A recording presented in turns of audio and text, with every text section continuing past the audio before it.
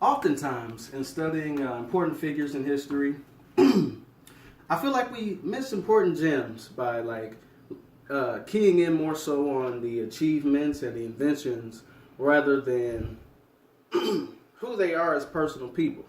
Like, for instance, if you look at the man on the screen here, George Washington Carver, I'd like to take a second. What do you think about when you think of George Washington Carver? A genius. Okay, a genius. Brilliant. Humanity. Humanity. A loving man. A loving man. Oh, okay. You threw me for a loop there. I wasn't expecting that. But people more so think about what this gentleman said. They think of him as a brilliant scientist, a great inventor, but people miss the fact that he was such a selfless person and an humanitarian of sorts. I would even argue that that's what he would want to be remembered for. I can argue this with such surety because I studied his life from his birth in 1864 all the way until his death in 1943. This brilliance, though, that we speak of, or that I speak of, was born from incredibly adverse circumstances.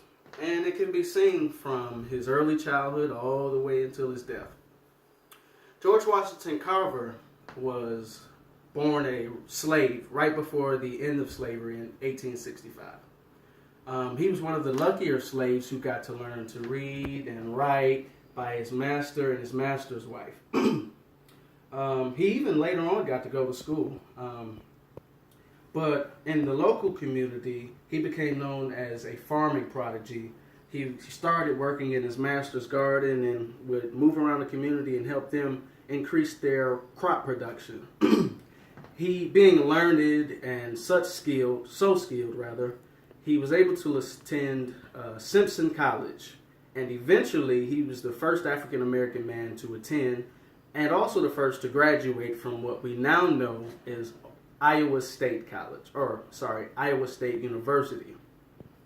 Iowa State was so enthused with his study on the various infections that plagued the soybean plant that they urged him to not only continue in a master's program, but they offered him a full-time position as a teacher. The George Washington Carver, however, that we know and love today came right after this period. In 1896, Booker T. Washington approached Mr. Carver and offered him a job at the now famous Tuskegee Institute. The job came with an incredible pay cut, but it was a chance to do what he knew and what he loved. Let me see here. I would argue, though, that it was more along these lines that you kind of sort to see the nature of George Washington Carver. And I'll shift here so you can see the transition of him as a brilliant man into more of a man of service. Like I said, he took the pay cut to work at a college who didn't have money to even fund his program, which is why it is at Tuskegee Institute where he made the now world famous Jaseg wagon, which is basically a virtual classroom. He took his virtual classroom to implement the crop rotation, which is, again, one of his world famous, I guess you would call it a program or an idea, which he takes the main product, which was cotton at that time, and they would do one season of that, and then they would do a season of either peanuts, sweet potatoes, or soy. It is those that would replace the nitrogen in the soil to make the crop production better. In those times, there wasn't many other resources. So George Washington Carver became a very influential person.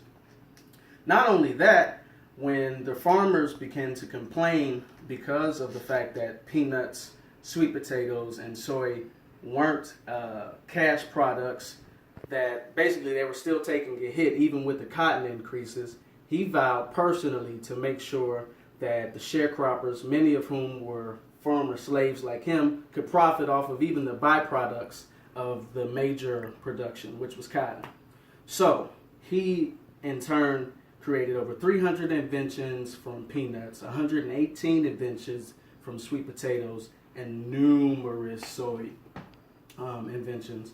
As a matter of fact, in World War II, he teamed up with Henry Ford to create a way to get plastic from soy. You can see more of his selflessness in the fact that in the hundreds of inventions that he had, he only ever patented 3, so he obviously wasn't after money.